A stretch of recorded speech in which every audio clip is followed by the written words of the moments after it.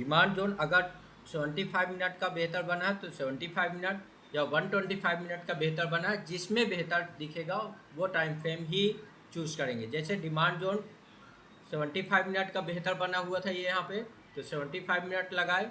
Supply zone में 125 minute का बेहतर था, इसलिए 125 मिनट लगाए। यदि ये नहीं होगा तो फिर हमारे पास सेकेंड ऑप्शन होगा 1 आवर्स 2 आवर्स। ठीक है। अगेन ये अभी हमने नोट किया कि एक डिमांड और सप्लाई जोन, जिसे हम डिमांड और सप्लाई जोन ना बोल के होलसेल एरिया और रिटेल एरिया बोलेंगे। देन इसके बीच के डिफरेंट पार्ट को डिमांड और सप्लाई जोन और इसके बीच का जो पार्ट है इसे 3 पार्ट्स में डिवाइड करेंगे। दूसरा नंबर नोट करें, 3 पार्ट में डिवाइड करेंगे फिबोनाची यूज करके। तीनों पार्ट इक्वल लेवल के होंगे। 3 पार्ट में डिवाइड करेंगे डिमांड और सप्लाई जोन के बीच के डिस्टेंस को।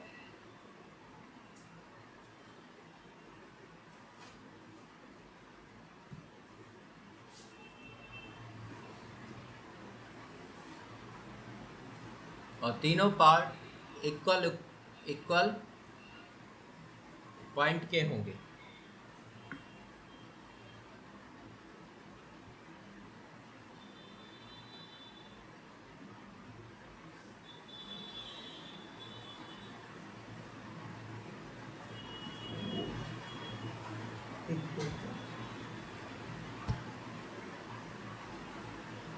अभी ट्रेडिंग पीरियड में देखिए ये 15 मिनट के लाइव में 15 मिनट का टाइम फ्रेम का डेडलाइन लगाए थे, उसी के ब्रेकआउट पे एक ट्रेड है, लेकिन ये यहाँ से रिटर्न होने के चांसेस थे।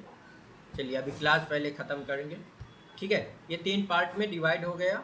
अब हम ये देख रहे हैं कि यहाँ से लेके 76,900 से लेके यहाँ तक का जो पार्ट है 79,767 तक का, ये एक डिमांड और सप्लाई जोन के बीच का डिस्टेंस है, जिसमें से इक्वल पार्ट का होलसेल एरिया, इक्वल पार्ट का बीच का जो येलो पार्ट है उसे फेयर प्राइस एरिया बोलेंगे, ऊपर का जो है उसे रिटेल एरिया बोलेंगे। ठीक है,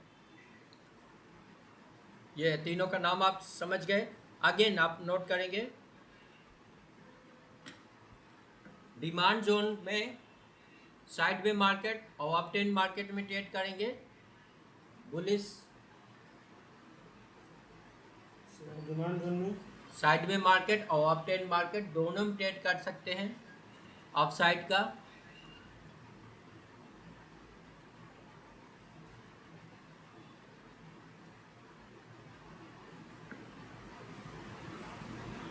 अपटेन मार्केट दोनों में ट्रेड कर सकते हैं। साइड वे मार्केट और अपटेन मार्केट दोनों में ट्रेड कर सकते हैं। चलिए वीडियो मिल जाएगी आपको इसकी। ठीक है, और ये डाउन ट्रेंड में है तो आप ट्रेंड का ट्रेड नहीं कर सकते हैं। रिट्रेसमेंट में अगर प्राइस जैसे ऐसे रिट्रेसमेंट होके आता है, ऐसे डाउन होके आता है, ऐसे अगेन गया तो अगेन यूँ आने पे आप एक मतलब पुट साइड का ट्रेड ले सकते हैं, डाउन साइड का। लेकिन डायरेक्ट आ रहा है तो आप पुट साइड का ट्रेड मतलब सेलिंग का ट्रेड नहीं ले सकते हैं। ठीक है, ऐसे ही डिमांड जोन के बाद फेयर प्राइस एरिया में मार्केट यदि अप ट्रेंड है तो ही आप अप साइड का ट्रेड लेंगे, ये येलो एरिया पे। ठीक है, मार्केट यदि साइड पे है तो कोई ट्रेड नहीं करेंगे। जब आप रेड जोन में पहुंचेंगे रिटेल एरिया पे, तो रिटेल एरिया में यदि आप अप साइड का ही मूव बना रखें, मार्केट मीन्स अप साइड है, तो उस कंडीशन में आप यहाँ से ट्रेड लेना अप साइड का बंद कर देंगे। लेकिन यदि आपने देखा कि प्राइस यहाँ तक जा चुका है, अगेन बैक हुआ है, तो अगेन प्राइस करेक्शन बेस पे आप एंट्री बना सकते हैं और कोई दूसरा पॉइंट ऑफ व्यू नहीं रहेगा। लेकिन कैपिटल का वहाँ पे आपको 3 एंट्री का जो फार्मूला बताया गया है उसे यूज करके। ठीक है, डायरेक्ट अप ट्रेंड में है, आप डायरेक्ट ट्रेड अप साइड का नहीं लेंगे। इसका सेम अपोजिट भी है ऐसे ही पुट साइड में, कि मार्केट यहाँ पे आने पे रिट्रेसमेंट की एंट्री ले सकते हैं। येलो जोन पे आप कोई भी ट्रेड नहीं करेंगे, या डाउन ट्रेंड में है तो ही पुट का ट्रेड करेंगे, साइड पे है तो नो पुट नो कॉल, मतलब कोई बाइंग सेलिंग की एंट्री नहीं बनेगी। ठीक है, ये समझ में आ गया। ओके, अब सप्लाई जोन बोले तो सप्लाई जोन कितना है, सप्लाई जोन इसके अंदर सिर्फ और सिर्फ ये जो पहला रेड वाला पार्ट है ना, इतना इतना ही सप्लाई जोन है। बाकी ये सब रिटेल एरिया है। यहाँ से इसका एक्शन यहाँ से शुरू हो जाएगा। जैसे चंद्र ग्रहण सूर्य ग्रहण लगता है ना, यदि वो 30 मिनट का है, 6 घंटा पहले लग जाता है ना, तो ये यहाँ से ये 6 घंटा पहले का वो हो गया। माइक आईडी सभी लोग म्यूट रखें। मिस्टर अभी तो माइक मेरी आईडी एंट्री म्यूट कहाँ करें। से बनी सप्लाई जोन में? ये जो येलो एरिया है सिर्फ यही सप्लाई जोन कहलाएगा। सर सप्लाई जोन में जो है सर, ये एंट्री कहाँ से बन रही सर? वो सर ये जो ऊपर वाला रेड एरिया है सर, सर ये जो पता नहीं कहाँ से होते हैं।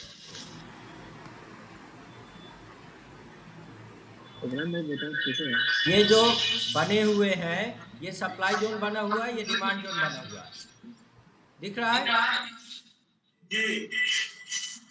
अब ये बनाओगे तब पता चलेगा। और फिर इस लेकिन ये सप्लाई जोन का ये येलो पार्ट यहाँ तक आ रहा है रिटेल एरिया। ये डिमांड जोन यहाँ तक है, लेकिन इसका पार्ट यहाँ तक आ रहा है होलसेल एरिया का। ठीक है। अब आज के डेट में लाइव मार्केट में देखा जाए तो क्या है, लाइव मार्केट के अंदर हमने देखा कि 15 मिनट का टाइम फ्रेम लगा है और 15 मिनट में हम ये देख रहे हैं कि मार्केट पूर्णतः साइड पे है 15 मिनट के टाइम फ्रेम में भी। और साइड पे मार्केट में कोई ट्रेड नहीं करने चाहिए। जैसे ये यहाँ पे ट्रेड लाइन में ब्रेकआउट ट्रेड तो हुआ, लेकिन क्या 2:1 का ट्रेड है? आवाज नहीं आ रही सर जी। तो 2:1 का ट्रेड नहीं है।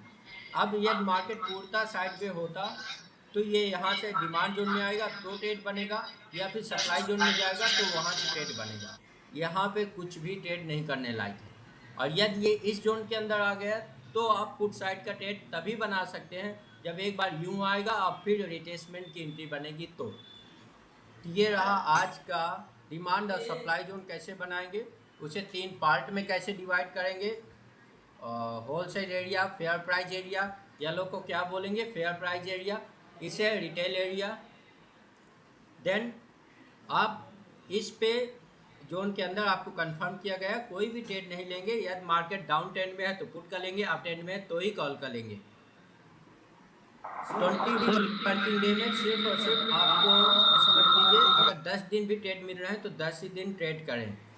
ऑप्शन बाइंग में यदि आपने रूल्स ब्रेक किया तो सभी गया। इसलिए ऐसे टाइम फ्रेम में, ऐसे मार्केट में सिर्फ और सिर्फ हेजिंग ही करना चाहिए। ठीक है। अभी आप क्या यहाँ पे क्या सीखने को मिला, हम 75 मिनट 125 मिनट का होलसेल एरिया और रिटेल एरिया ढूंढते। मतलब ये होलसेल एरिया हो गया, ये रिटेल एरिया हो गया, और ये उसी टाइम फ्रेम का फेयर प्राइस हो गया। देन उसके बाद हम 15 मिनट का टाइम फ्रेम लगा के ट्रेंड देखेंगे। तो 15 मिनट के टाइम फ्रेम के अकॉर्डिंग जो ट्रेंड है अभी वो क्या चल रहा है, आप देखेंगे कि टुडे की डेट में मार्केट ये यहाँ पे ओपन हो रही है, ये यहाँ पे इस कैंडल, और इस कैंडल के अकॉर्डिंग अब ये जाके डाउन ट्रेंड में मार्केट आया है। कैसे, एक दिन पहले से हम लेंगे तो ये एक मिनट थोड़ा सा इसे बिग साइज करेंगे। हाँ, अब देखिए यह इक्वल हाई हो गया। अगेन ये सर एक बार रिपीट कर दीजिए। ये अब डाउन साइड का ट्रेंड बना। वही काम यही बता देते और अच्छा। क्या चीज़ रवि?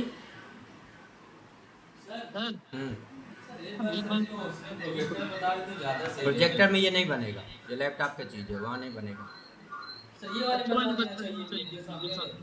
वहाँ पे स्क्रीन शेयरिंग नहीं है।